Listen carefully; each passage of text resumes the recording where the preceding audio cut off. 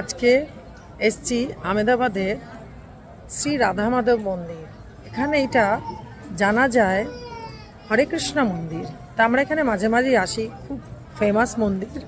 তা আমি এখন মন্দিরের মধ্যে যাচ্ছি, তোমাদেরকে এক এক করে দেখাবো ভিতরটা কত সুন্দর।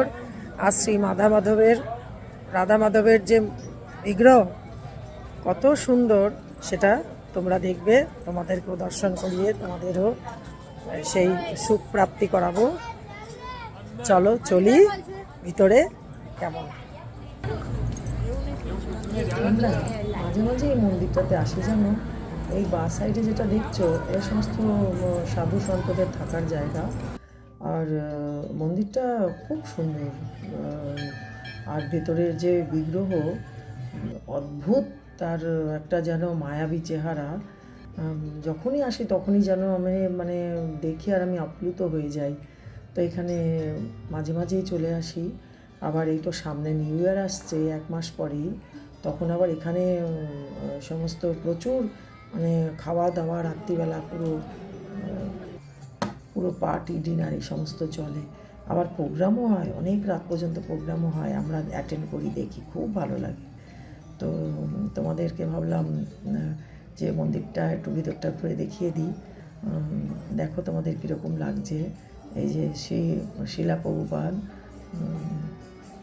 আর আজকে এখানে একটা কীর্তন তো হয়, তাছাড়াও একটা প্রোগ্রাম এরকম আছে যে কৃষ্ণাকে ছোট বিগ্রহ তাকে মানে কাঁধের উপর পালকির মতন করে নিয়ে তাকে পরিক্রমা করবে। দেখো সেটাই শুরু হয়েছে।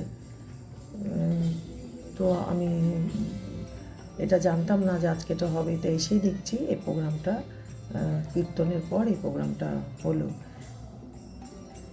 তো দেখো কত সুন্দর লাগছে কীর্তনের সাথে সাথে মানে বিগ্রহ যেখানে তার ওই ওই যে স্থানটা চারিদিক দিয়ে ঘুরিয়ে ঘুরিয়ে কীর্তনের সাথে সাথে ওনাকে এইভাবে ঘোরাচ্ছে রাধাকৃষ্ণকে। কত সুন্দর লাগছে দেখো। আর মনটা এত ভালো হয়ে যায় এখানে আসলে। আর এখানে কীর্তন না জানো যারা করে তারা অনেকে বাঙালি, আর বাঙালি টোনে করে না, কি যে ভালো লাগে, কি যে মধুর লাগে, তোমাদেরকে বলে বোঝাতে পারবো না। নিউ ইয়ারের সময় অবশ্যই আবার আসবো, তখন আবার তোমাদেরকে দেখাবো কত সুন্দর করে সাজায় এই রাধা মাধব দুজনকে, আর ফুলে ফুলে পুরো সুসজ্জিত করে দেয়। আর যখন জন্মাষ্টমী হয় তখনও তো দেখবার মতন হয়। জানি না তোমাদের সাথে শেয়ার করেছি কি না, হয়তো শেয়ার করেছি, তোমরা দেখেছো হয়তো, তোমাদেরকে আমি দেখিয়েছি। হ্যাঁ, আমি তো এর ব্লগ আমি ছেড়েছিলাম, মানে আপলোড করেছিলাম আমি।